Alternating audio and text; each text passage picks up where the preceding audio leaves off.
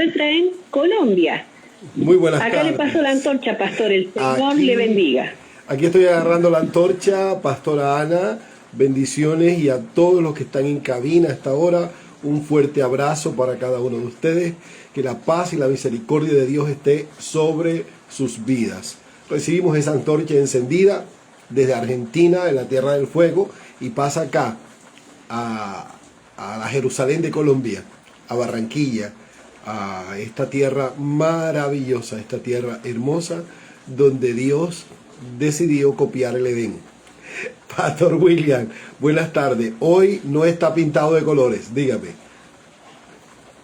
Muy buenas tardes, mi estimado pastor. Hoy está el día pintado de gris, pero contento porque tenemos la estrella 12 brillando en el cielo. Usted va a hacer que la pastora Nelly se alegre al recordarle que Junior es campeón. Sí, señor. No, perdón, bicampeón. Bicampeón. Bicampeón. O sea, 12. Eso es lo mismo. Oh, ok, 12 estrellas para el Atlético Junior. Bueno, yo en conmemoración me puse la camiseta de la Selección Colombia, que me puse allá en Charlotte, en la Copa América, en el partido de fútbol que jugó Colombia. No recuerdo contra quién fue, contra Uruguay, Paraguay, no recuerdo bien. Uruguay. Que terminó en problemas. No, ese partido lo ganó la Selección Colombia, fue el antepenúltimo. Sí, pero terminó en problemas porque hubo una pelea entre los jugadores, ¿te acuerdas? Sí, y no solo eso, sino que también el público se colaban por todo eso, y la gente en Estados Unidos estaba asombrada de que nunca habían visto algo como eso, un desorden como ese. Bueno, esa fue mi primera vez en un estadio, para que usted sepa. No a ver un partido de fútbol, literalmente a ver un partido de fútbol. O sea, no he sido asiduo, fanático. Pero mi primo, el hijo de mi primo, fue en la Selección Colombia, Jorge Carrascal. Y entonces, estando en Estados Unidos, nos regaló una cortesía. Y pudimos entrar a ver ese partido. Es la única vez que he entrado. Entré en un partido de la Copa América, estaba en palco de honor, y aparte de eso, en los Estados Unidos. Mire usted esas cosas que Dios hace, esas cosas que uno dice de la vida. Pero bueno, yo me imagino que una final del Junior de Barranquilla para usted debe ser una cosa apoteósica, como una cosa del otro mundo. Creo yo, ¿no? Me imagino. Bueno, la verdad, pastor, sí, dime. Usted sabe que el Junior es el equipo de los amores. Estamos transmitiendo desde Piedra Angular Radio este espacio que se llama Plantemos el Reino. Plantemos el Reino es un espacio creado para el cuerpo ministerial. Muchas personas pues nos escriben, pues nos dan su opinión acerca de el espacio, y para nosotros es de mucho ánimo poderles escuchar, poder saber de ustedes, y de que lo que estamos compartiendo tiene como objetivo y como fin bendecir el cuerpo de Cristo en cualquier lugar donde se encuentre. Este mes de junio vamos a ver un tema precisamente con todo esto, que es la temática que manejamos nosotros, y lo que tiene que ver la antropología y la sociología del crecimiento. Mire que tiene que ver con el cuerpo, tiene que ver con el pensamiento, el factor humano realmente. Yo mismo estudiando este tema, pues me confronté en muchas cosas, y bueno, hoy creo que el Señor va a poder guiarnos a que este sea un tiempo especial. Este mes está diseñado para que el ministro deje de ver su congregación como números y empiece a verla como un tejido social al que requiere comprensión, diagnóstico y una estrategia de alcance adaptada a la realidad actual. Pastor William y yo estamos haciendo diagnóstico permanentemente porque es parte de cómo podemos medir el desarrollo de la iglesia. Y sabemos que son procesos que toman tiempo. Escuchando la historia de Joel Osteen, de su papá, y su abuelo, uno se da cuenta de que ha sido un ministerio generacional y que fue basado precisamente en esa manifestación de Dios. Pero me llama la atención poderosamente el punto de la creencia, de cómo transitaron de un concepto teológico a otro concepto teológico, les permitió abrir su mente a lo que Dios era capaz de hacer. Y al punto que voy, hoy esa iglesia en los Estados Unidos es punta de lanza en proyección social en el tema que tiene que ver salud. Y tiene que ver con un trasfondo, pero bueno, hoy no quiero hablar de eso. Y cuando una iglesia nace con esa perspectiva social, obviamente que va a tener un impacto, un impulso. A veces vemos solamente los números cuando pasamos, pero no nos damos cuenta qué generó esos números, qué impulsó a que hubieran esos números.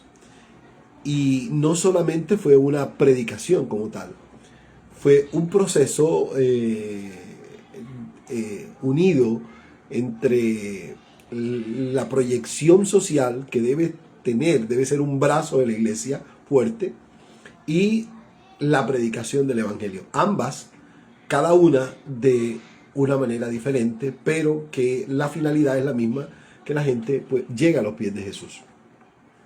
Hoy vamos a enfatizar, acuérdense que le hablamos que la temática del mes, vamos a hablar de antropología y sociología del crecimiento, o sea, el factor humano de la iglesia, pero hoy vamos a hablar acerca de la crisis de conexión. Y no propiamente vamos a hablar de la conexión que tiene que ver con las redes sociales o con el internet, no. No estamos hablando de ese tipo de conexión, pero la palabra es clave, conexión. Y hay un interrogante: ¿por qué la gente se aleja entendiendo el pulso sociológico actual? Y estamos hablando de la iglesia como tal. ¿Por qué se alejan? ¿Por qué se alejan de la congregación? ¿Cuáles son las causas, las razones?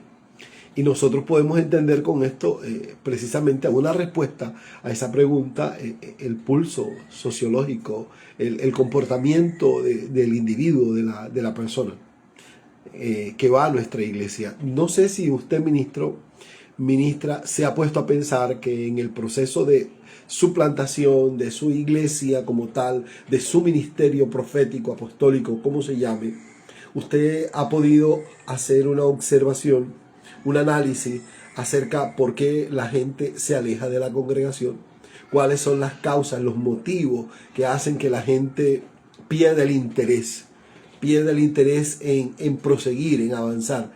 Caramba, y esto nos cuestiona de alguna manera, porque nosotros pensamos casi que meramente espiritualmente.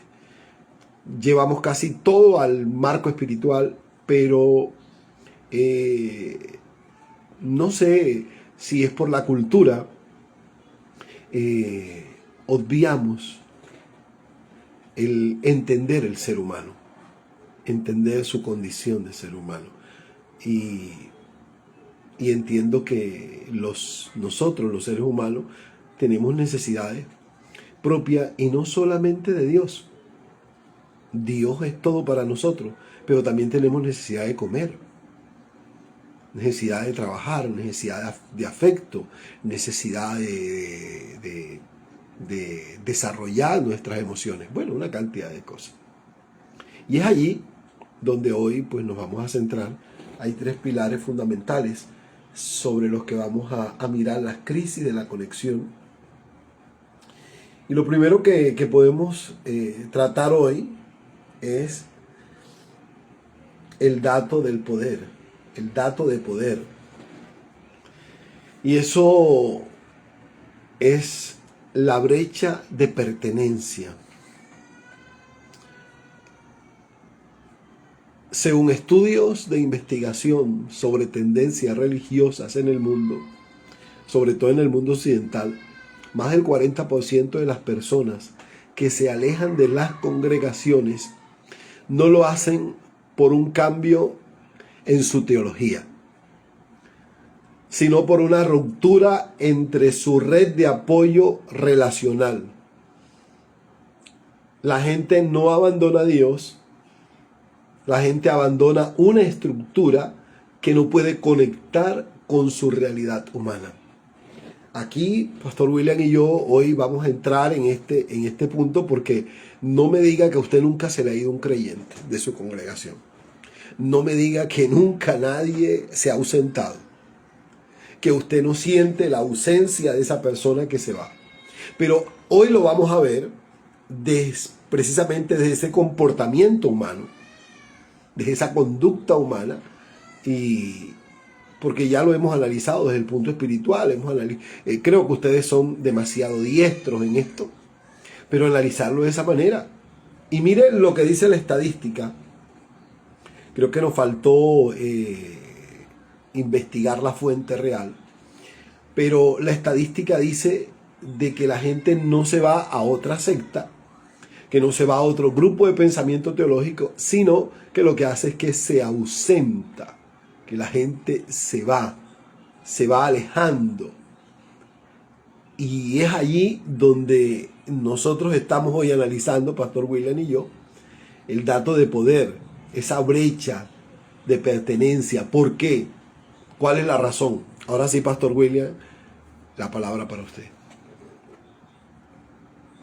Gracias, Pastor. La verdad es que este es un tema que a todos nos toca, porque como bien usted lo decía, a todos se nos ha ido gente de la iglesia, a todos se nos han ido personas. Ahora, analicemos un punto, y es mi introducción en esta tarde. La gente se puede ir por varias razones. Primero, la gente se puede ir porque se mudó de barrio.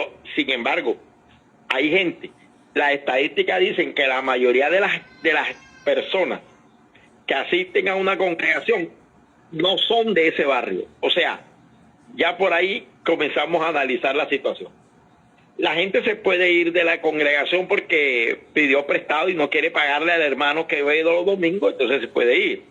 La gente se puede ir de una congregación porque no le gustó cómo el pastor predica, o es simplemente una persona que le gusta brincar de iglesia y punto. Pero llego al punto mío, es el siguiente. Y este es el punto. Y lo digo con un ejemplo. Conozco de cerca una iglesia que tenía alrededor de casi 2,000 personas. Casi 2,000 personas, 1,000 y algo. Y hoy en día no llegan a 150 personas. Casi 2,000 personas. Hoy no hay 130 personas en esa congregación. ¿Qué pasó? Cuando entro a mirar y a detallar y a observar, no es por el enemigo, es por el pastor. Lastimosamente. Y esto lo digo con mucho respeto. Esto lo digo con mucha óptica para observar. Porque muchas veces nosotros somos, como decimos muchas veces, podemos ser la clave o podemos ser el clavo. Y es interesante pensar que esta congregación que le estoy mencionando, de casi 2,000 personas, comenzó a exigirle a los congregantes ciertas cosas, exigirles ciertos tipos de negocio, exigirle un número X, no de almas, sino de ventas en algo, y la gente comenzó a retirarse. Luego vino un segundo cisma, que este ministro comenzó a exigirle a la gente por quién deben de votar, por quién deben de ir a las urnas. Y el que no fuera a las urnas bajo el candidato que ese ministro estaba hablando, simplemente tenían que retirarse de la iglesia. Se fue otro montón de personas. Y esos dos sigmas que solamente quiero mencionar, ahí se fueron casi las 2,000 personas, quedando solo, creo que exagerando, 130 personas. ¿Qué ocurrió? ¿Qué pasó? ¿Por qué esa actitud? ¿Por qué? ¿Sabe lo que cuesta un alma, pastor? ¿Sabe lo que cuesta ganar un alma, consolidar un alma? Hacer que el alma asimile la visión de la iglesia, para luego, por errores nuestros, para luego por malas determinaciones, ojo, nuestra, no estoy hablando de un pecado de un pastor, no estoy tocando ese tema, solo malas decisiones que hicieron que la gente simplemente se apartara. Ahora, al punto que usted tocó, conozco de cerca el tema, y la gran mayoría de los jóvenes que se apartaron de esa iglesia, que te estoy hablando que era casi el 70-80% de la congregación, hoy están apartados. Apartados. La estadística que usted acaba de mencionar, pastor Giovanni, no están en otras congregaciones, están apartados. Casi el 90%. Te voy hablando de algunas 1,000 personas, 1,200 jóvenes que habían en ese congreso. Todos hoy en día están apartados. No digamos todo, pero sí el 95% están apartados. Entonces, cuidado. Pienso que es un tema para analizar. Es un tema que va a echarle un poco de limón a una llaga, porque no nos gusta que nos digan las cosas que hacemos mal, pastor. Somos expertos que nos alaben y que nos aplaudan, pero cuando nos dicen que algo estamos haciendo mal nos molestamos y tomamos la excusa, es que Dios me dijo. Y es la excusa exacta y perfecta para que nadie te diga nada. No, es que Dios me lo dijo que lo hiciera. Ah, si Dios te lo dijo, entonces yo no me meto. Pero solamente es una frase para que la gente no me diga lo mal que estoy haciendo. Adelante, pastor. Wow, bueno, realmente, pues, conociendo el caso, pero realmente hay cosas que uno no puede superar, porque decía el pastor que una alma duele. Y mire que aquí el agente no fue el diablo. Estamos hablando de algo de insensatez. Esa gente no quería escuchar este tipo de cosas. Esa gente se sentían identificados en su iglesia, pero no fueron escuchados. Y cuando la gente no es escuchada, y no estamos hablando que aquí vamos a hacer una democracia, porque la iglesia no es democrática, la iglesia es teocrática. Eso no quiere decir que vamos a tener una anarquía dentro de la iglesia, que el líder va a hacer lo que le parezca, que es lo que pasa hoy legalmente sobre muchos ministerios en el mundo que son autócratas, casi con una posición dictatorial. Y lo que hacen es un profundo daño al cuerpo de Cristo. Y no nos estamos yendo lanza en ristre contra ellos de ninguna manera. Solamente estamos analizando un aspecto aquí humano que toca a todo cuerpo ministerial, a todo equipo, a todo eso, porque a nosotros nos ha pasado. Quien diga que no le ha pasado, tal vez no en las proporciones que está planteando el pastor William, pero sí en algún tipo de proporción. Entonces, logra uno como entender que aquí hay un problema de fondo, un problema que si no lo analizamos realmente nos va a llevar a algo demasiado, pero demasiado cruel, demasiado crudo. Y creo que el punto clave ahí es prestar atención. No es abandonar los principios, es ser humano, entender la necesidad de la gente, su realidad humana. Y esa es una línea que a veces nos cuesta trabajo entender.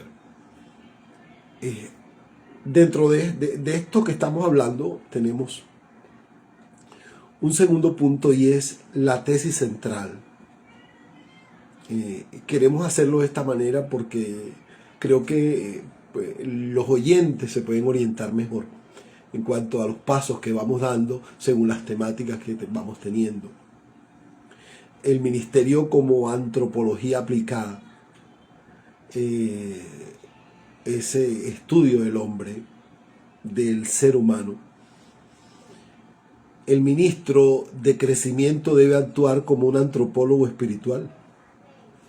Y tenemos un ejemplo. Jesús nunca trató a las personas como una masa uniforme. De ninguna manera.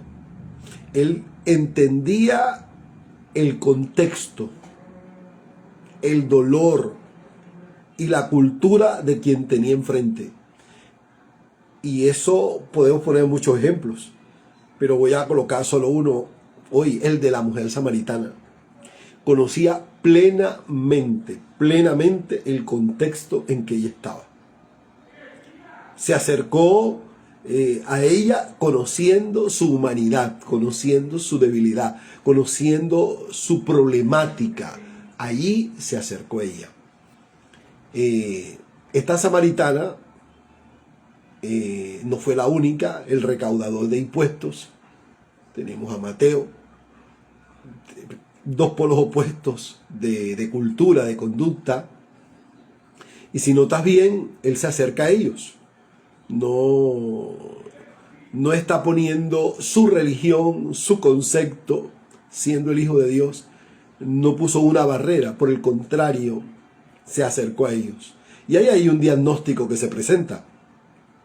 Y es precisamente en cuanto a la iglesia, el estancamiento ministerial se va a generar a menudo porque estamos ofreciendo respuestas estáticas a personas que viven una cultura dinámica y líquida. Y lo que estamos ofreciendo no le satisface a la gente. Estamos ofreciendo una religión muy vacía y con los prejuicios que tú acabas de plantear, Pastor William. Que si no me obedecen, que si no hacen lo que yo creo, que si no caminan por donde yo estoy estableciendo y desconociendo la necesidad humana, desconociendo la personalidad de cada quien y lo que llevamos a la congregación, pues aquí tenemos ejemplos en el mundo entero. Cuando digo aquí me refiero a la iglesia, el aquí y el ahora, de factores, de actores, que realmente pues son de cuestionar. Y mira el caso de la Luz del Mundo en México, del ministro, cómo abusaba de niñas, de mujeres, y el mismo equipo y la gente que lo rodeaba propiciaba esto porque hacía de él un Mesías. O sea, una cosa totalmente distorsionada. Y no estoy saliéndome del tema. Estoy hablando que la iglesia pierde su enfoque. O sea, vinimos a llevar el legado de Jesús, a multiplicar el legado del Mesías, y terminamos nosotros haciendo nuestro propio imperio, haciendo nuestro propio reino y dictando nuestras propias reglas. Y eso es un diagnóstico funesto, totalmente funesto. Tenemos que enfocarnos en el factor humano. Mire, la gente busca significado más que información.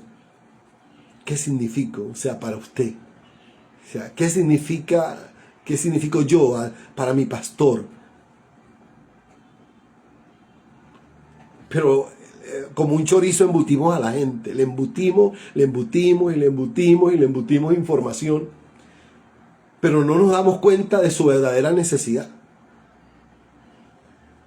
Mire, si nuestra iglesia solamente ofrece horas de información doctrinal sin un espacio para la construcción de identidad y de propósito, el oyente buscará un sentido en otro lugar. Y aquí voy. Las grandes sectas que han salido de la iglesia cristiana han salido buscando una respuesta. Hasta hace 120 años no existían los adventistas, no existían los testigos de Jehová, no existían los mormones, no existían los soldados de la cruz, hay una cantidad de gente que no existía. ¿Y cómo surgen estos movimientos? ¿Cómo surgen? Salen de las congregaciones cristianas, salen de ahí gente buscando una respuesta humana. Y si tú miras el enfoque, y toco esto aquí, tocando esto de la humanidad, el enfoque que hay en cada una de estas, ¿a dónde apunta cada uno de ellos? En su parte doctrinal, donde están buscando algún tipo de beneficio para el ser humano. Les importa el ser humano. Los testigos de Jehová se basan en la sociedad perfecta. Claro, ellos estaban viendo una problemática en el momento. Tú recuerdas cuando ellos surgen, cómo se está descomponiendo la fe, hay una falta de consistencia y surgen ellos. Yo no estoy aprobando, y si yo lo apruebo o no lo apruebo, realmente eso no tiene relevancia.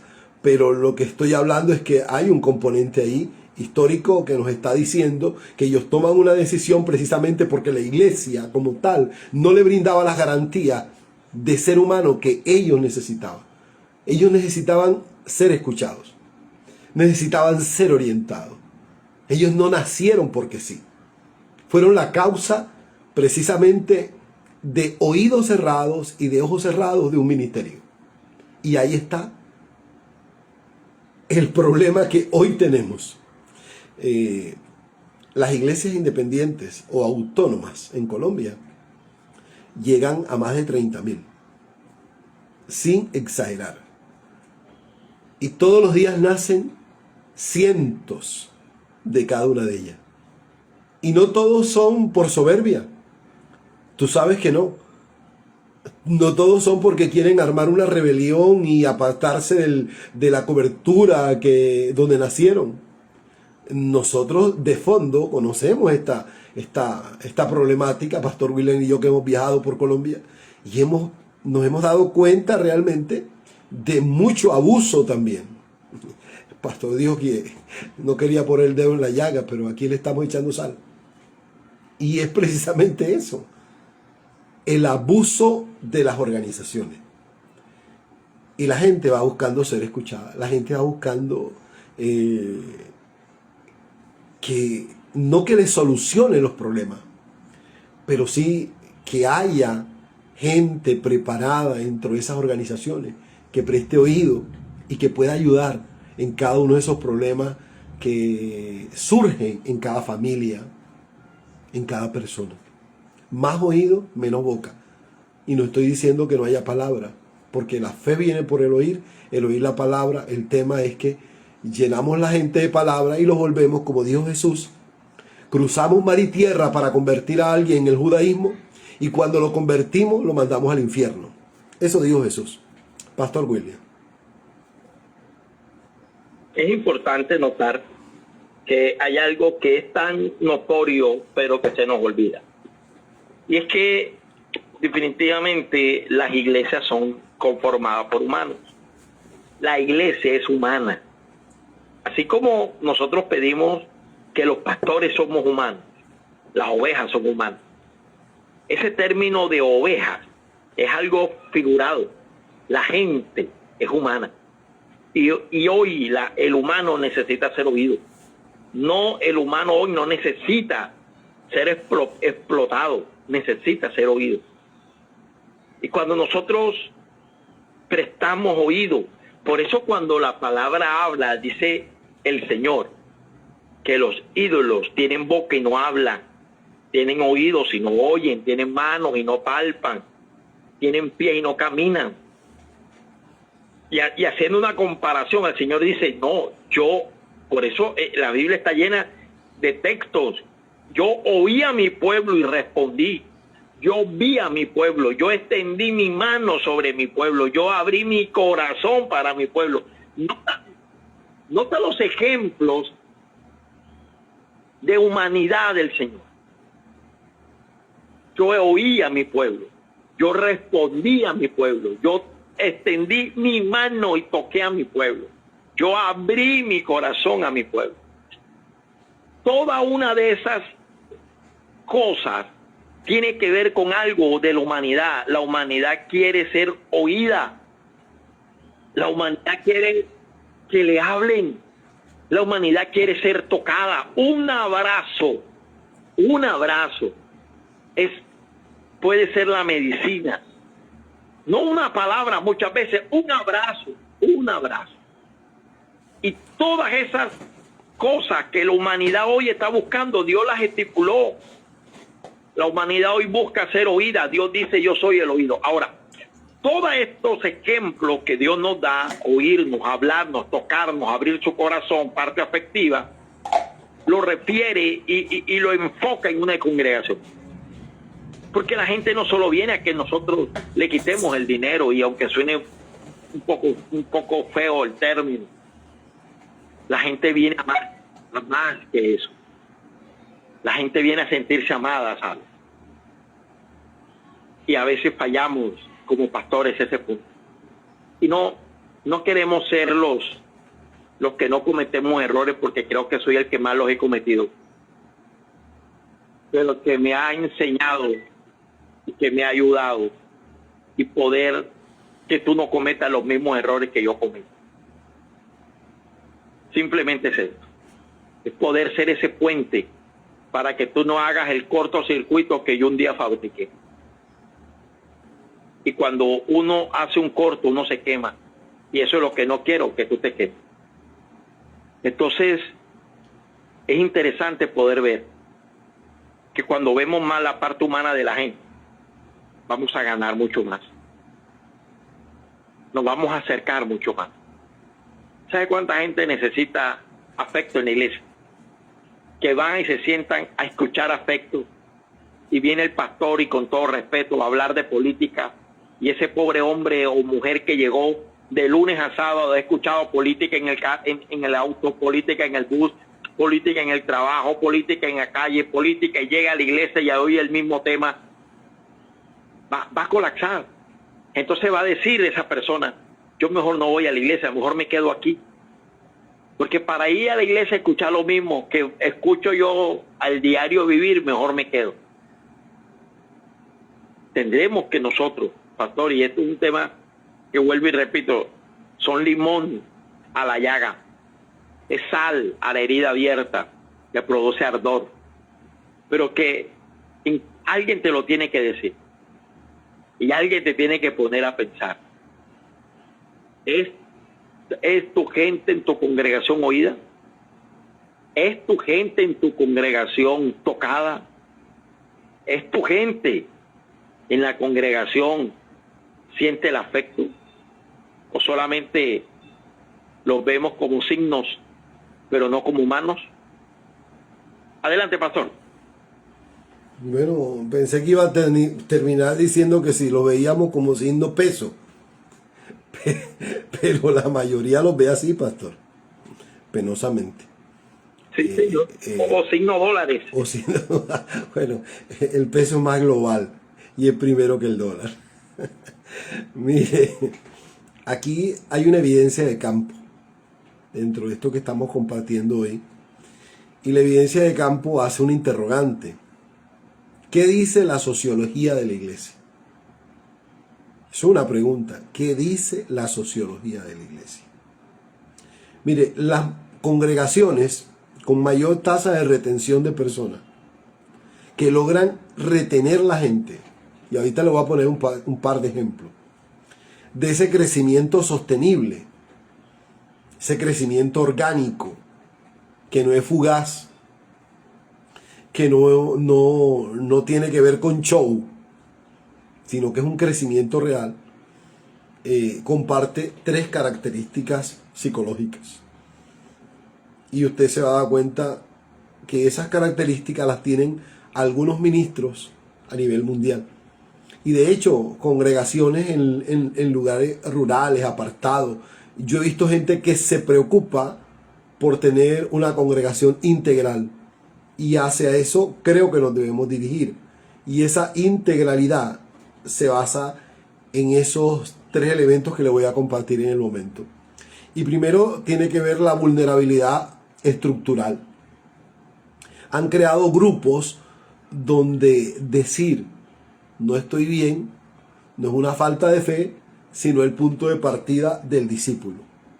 Y eso tiene que ver con que te permitan expresar, te permitan hablar, te permitan decir primero que no eres un ser superdotado, que no vas a tener ninguna falla, sino que eres un ser humano normal y que necesitas constantemente del apoyo.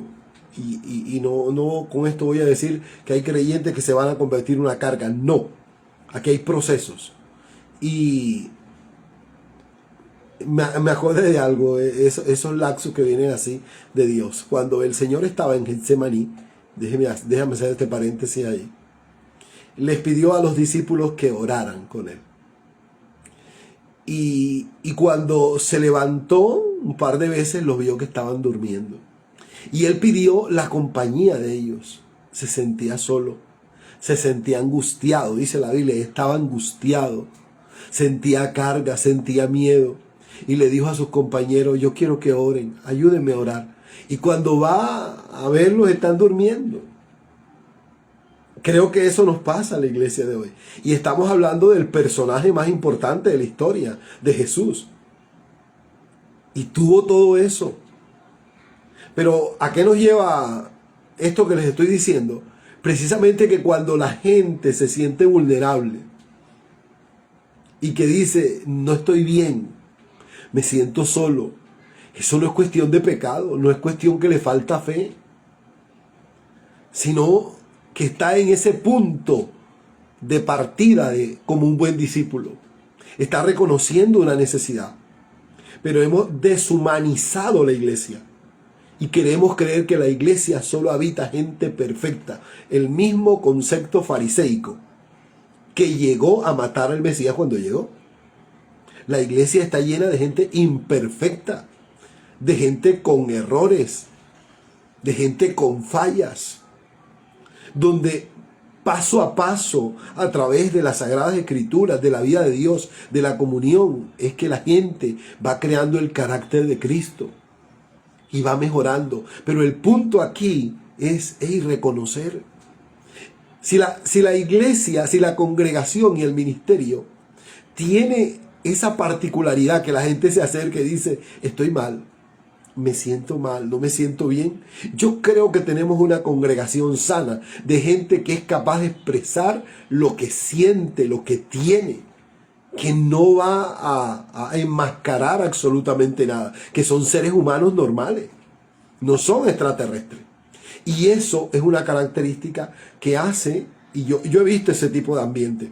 Mire, hay un predicador que genera ese tipo de ambiente en su iglesia. Y es muy famoso hoy y algunos ya no lo quieren mucho. Y se llama Dante Gebel. Y Dante Gebel provoca en su congregación este tipo de reacción. La provoca. Él no está llevando a la gente a que no viva una vida de relación. Lo que estás diciendo es, hey, tú eres una persona común y corriente. Y que lo que te hace diferente es tu relación con Dios. Tu vida con Dios. Otro principio que podemos entender es la proximidad relacional. Eso es un éxito también de una congregación. La gente se queda donde es conocida. Y ahorita le voy a contar algo acerca de eso. Es conocida por su nombre. No solo por su rostro en la banca, que dice esta butaca es de él. Sino porque logra conectar con la congregación. Y aquí hay un principio de Paul Choquicó, que vamos a plantear ahora, porque las mega iglesias terminan haciendo una iglesia disfuncional donde no hay una relación, sino un acumulamiento de personas, y peligroso. Pero ahora vamos a tocar eso en un momento. Y eso no solamente la gente quiere ser conocida por su rostro en la banca, sino la sociología nos enseña que el límite natural de una red de apoyo estrecha es de aproximadamente de 12 a 15 personas. El modelo celular que plantó Jesús. Ahora, ¿qué decía Paul Choquicho? Él decía, podemos tener una mega iglesia, y de hecho tuvo la mega iglesia más grande del mundo con 1 millón de miembros, que todavía subsiste en Corea del Sur. Sin embargo, él fragmentó la iglesia, la llevaba a un grupo pequeño, donde habían pequeños líderes que manejaban pequeños grupos. Y en esos pequeños grupos la gente hacía vida de comunidad. Y esa vida de comunidad lograba que se fortalecieran los lazos entre la iglesia. A ellos les interesaba que en ese grupo pequeño ellos pudieran tener una conexión, una relación, una amistad, de tal manera que, como en el grueso de la iglesia es imposible poder tener un reconocimiento de todos, se pudiera hacer a través de grupos pequeños. Ahora, ¿dónde estuvo el éxito de la iglesia primitiva? Precisamente allí. El éxito de la iglesia primitiva estuvo en el trabajo estratégico de los grupos pequeños que Jesús estableció. Y esos grupos pequeños precisamente crecieron con una sanidad impresionante. ¿Qué había en esos grupos pequeños? Se oraba por las personas. Claro, entre ellos oraban por sus necesidades. Y no solo oraban, sino que cuando alguien tenía una necesidad de algo, entre todos la suplían. Era mucho más fácil. Cuando alguien tenía una enfermedad, era visitado por ese grupo. Cuando había una celebración, ese grupo estaba ahí. Entonces es llevar la iglesia a una dimensión celular, de tal manera que no se pierda la identidad. Y eso trae una fortaleza inmensa, porque aunque podamos asistir a una mega iglesia donde todo es impersonal, realmente en el fondo hay una estructura personal que nos permite estar conectados.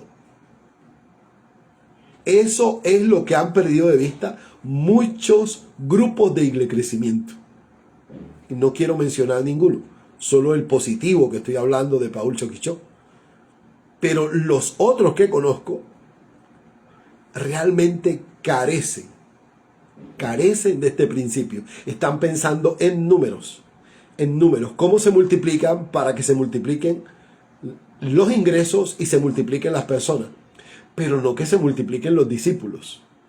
Y aquí este es el problema real. Entonces vamos creando una orfandad espiritual. Y ya te doy la palabra después de este tercer principio que está ahí, que es como el factor donde uno se da cuenta que una iglesia es sana, es saludable y es relevante en su proceso, y cuando la cultura es relevante. Mire, no es cambiar el mensaje, sino traducir la cosmovisión del reino al lenguaje de los problemas. Cuando una iglesia logra entender eso, esa iglesia logra avanzar. Yo me acuerdo, yo validé la primaria y la secundaria.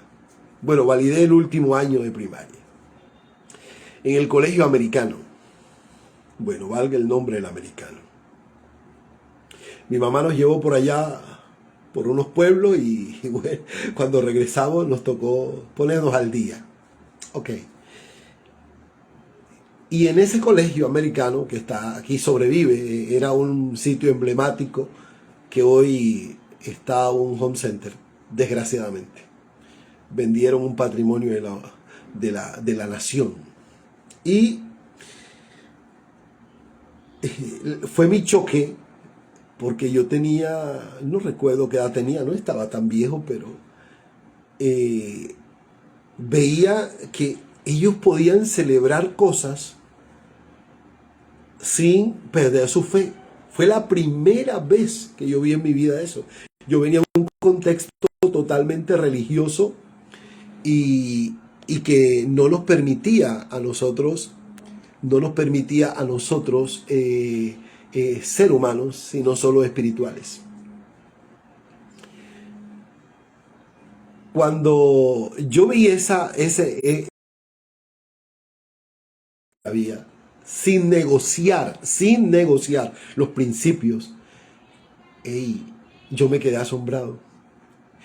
Esas iglesias que logran, y yo voy a poner un ejemplo de una iglesia que admiro mucho, está en Perú, se llama Camino de Vida, y que han logrado entender la cultura, que han logrado no culturizar la iglesia, sino entender la cultura del contexto donde se mueve la iglesia, y no pelear con la cultura, sino entender la cultura y a los que hacen parte de esa cultura para presentar un evangelio. Es totalmente diferente, sin negociar los principios bíblicos. Y esas iglesias logran trascender en la sociedad. No crean crisis, por el contrario, no crean desunión familiar, porque cuando alguien se convierte al evangelio, lo primero que pasaba, vamos a hablar de pasado, es que se fragmenta la relación con su familia, se fragmenta totalmente. Y esa fragmentación la apoyan en unos textos bíblicos que son totalmente descontextualizados, no tienen ni son ni ton. Sin embargo, creamos barreras. Pero ese no era la finalidad del reino de Dios, ni del mensaje del reino de Dios. Dividir la gente, dividir la familia. No, por el contrario. Esos sistemas anacrónicos, religiosos, los creamos nosotros. Por falta de sabiduría y por falta de conocimiento, obviamente. Pero esas tres cosas que acabo de plantear son sinónimos de una iglesia sana. Una iglesia que entiende la vulnerabilidad de la gente, una iglesia que tiene proximidad, relación con las personas, y una iglesia que entiende la cultura como parte relevante de la iglesia. Pastor William. Tremendo, pastor, lo que usted plantea, porque aquí se están viendo dos puntos de vista.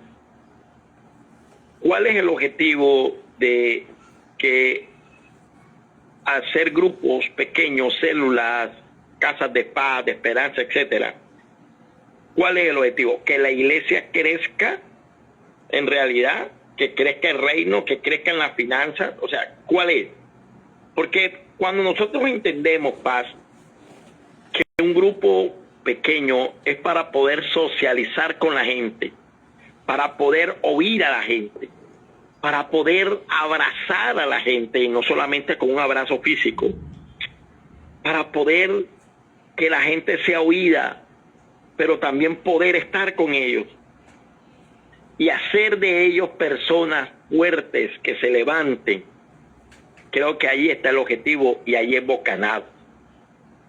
Ahí es bocanado.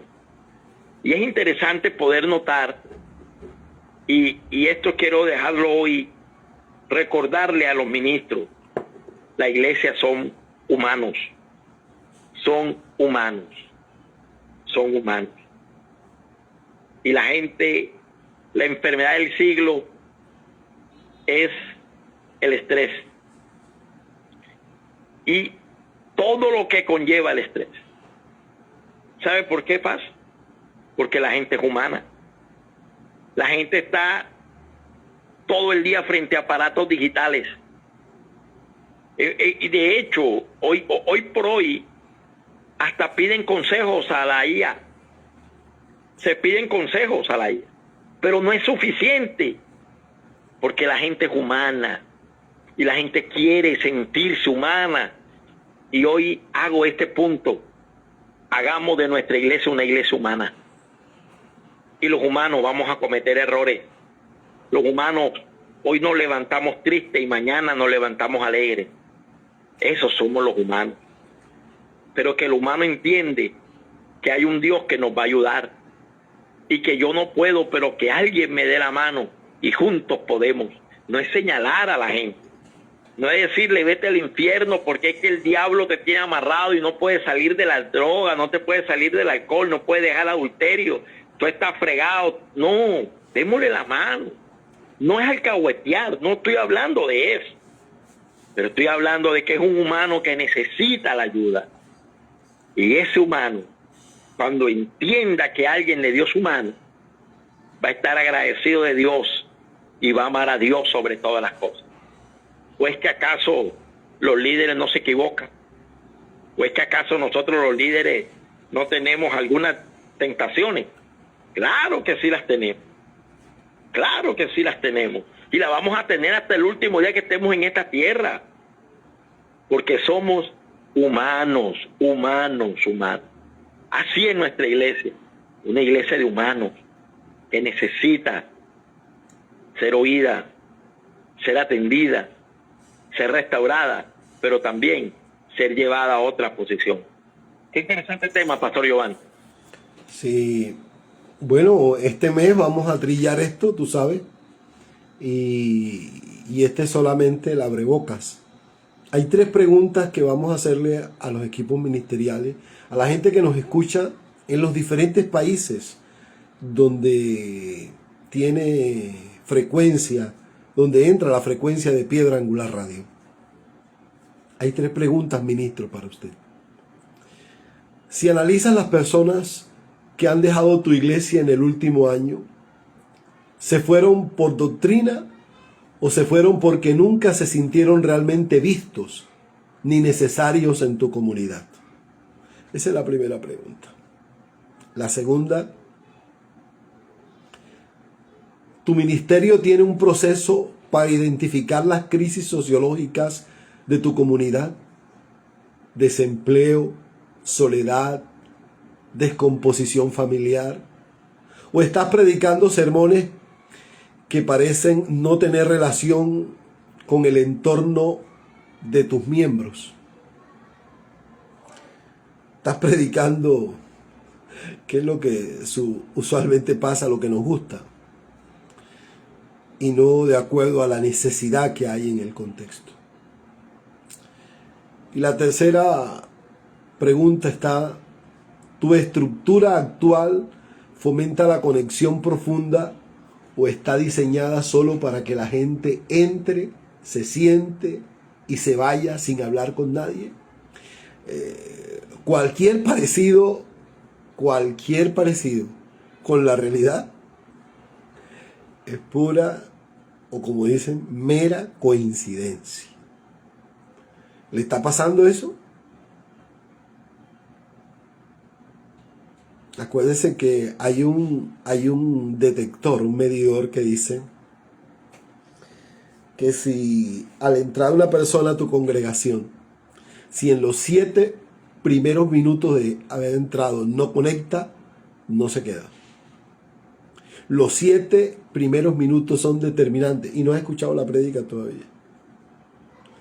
Eso quiere decir que desde la gente que está en la puerta están proyectando algo que logra conectar con las personas que llegan con toda esta cantidad de necesidades que estamos planteando. No solamente estamos mirando la pregunta si nos preocupa, sino qué estamos haciendo. Si la gente se va con el turbo en la garganta o el nudo en la garganta, queriendo decir, queriendo hablar y no puede, porque los consejeros o los líderes no tienen el espacio y no tienen el tiempo. Eso suele pasar con mucha frecuencia. Pero tenemos que tomar acciones. Y aquí hay unas recomendaciones que queremos dejar, igual que las preguntas. Esta semana realiza un mapeo de ausencias. Identifica a 5 personas que se han enfriado o se han alejado recientemente. Y en lugar de llamarlas para reclamarle su inasistencia a la iglesia, a la congregación, llámalas únicamente para preguntar: ¿cómo está realmente tu mundo? ¿Cómo estás? ¿Cómo te sientes? ¿Cómo has pasado? Escucha más de lo que esa persona quiere hablar. Recopila esos datos. Y entonces te haces la pregunta, ¿qué patrones de dolor o desconexión encuentras en esa conversación? O sea, ¿qué es lo que esa persona la ha llevado a desconectarse de la iglesia, a desconectarse de su comunidad, a la que ama, a la que tal vez conoció al Señor, a la que, bueno, frecuentaba? ¿Qué es lo que le ha hecho desconectarse? O sea, porque a veces uno llama a las personas y les da unas letanías, porque no fueron el domingo, porque ellos son importantes, porque bueno. Pero más allá de eso, es el ejercicio que hay que hacer. Llámalos. Pregúntales por ellos como seres humanos que te interesan. Y déjalos que hablen. No hagas más preguntas. Y déjalos que hablen, que ellos se expresen, que abran su corazón. Escuchar más. Y recopilar esos datos y mirar esos patrones que acabamos de decirle, de desconexión. Y esa información, ¿para qué nos va a servir? Esa información nos va a servir como estrategia para poder realizar enseñanzas que puedan ayudar a las familias en medio de esas dificultades, a las personas en medio de esas dificultades. No estoy diciendo que si usted escucha un problema de un creyente, lo va a plasmar el domingo en el púlpito. No. Es como hacer una estadística a través de una encuesta. Usted tome esas 5 personas, mire y la respuesta más común, usted va a notar que ahí hay un problema.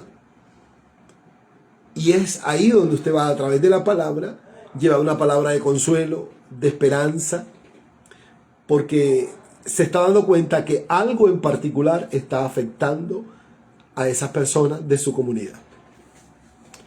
Ministros, muchas gracias por estar en sintonía. Voy a pedirle al pastor William que haga una oración corta para que podamos así entregar la antorcha.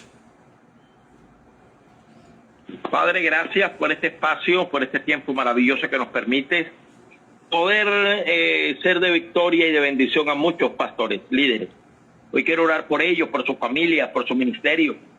Hoy declaro, Señor, para que sea un ministerio fructífero, que haya fructificación. Hoy declaro, Señor, que tú aclares la mente de cada ministro, que puedas, Señor, mostrar con claridad lo que tú tienes para ellos, que traiga sanidad, que tú puedas traer, Señor, respuestas a su vida, que los recursos puedan venir, que la bendición del cielo se pueda abrir para ellos y que cada ministro, cada familia, cada pastor pueda ser bendecido, Señor. Oro por ellos, para que la gracia tuya, tu favor y gracia les acompañe, para que el favor y la gracia del Eterno pueda ser, Señor, el apoyo de cada ministro. En el nombre poderoso de Jesús, los bendigo y te doy las gracias infinitas, porque eres bueno, fiel, grande y poderoso. En el nombre de Jesús. Desde la hermosa ciudad de Barranquilla, hoy pintada de gris, les quiero saludar y enviarle un fuerte abrazo. Bendiciones. Bueno, gracias, Pastor William. Y a ustedes, gracias por escucharnos. Recuerden que nuestros materiales están en Amazon. Los puedes conseguir con mi nombre, Giovanni Carrascal. Y próximamente estaremos lanzando un entrenamiento en línea para plantación de iglesia, grupos pequeños y liderazgo. Luego, más adelante, le estaremos informando cómo será y cuándo será. Y desde aquí, de este lugar, lanzamos la antorcha hasta España, en Galicia, España, donde está el pastor Ronald, y él va a recibir esta antorcha. Bendiciones a toda la mesa de trabajo, paz para ustedes. Recibe usted la antorcha, pastor Ronald. Bendiciones.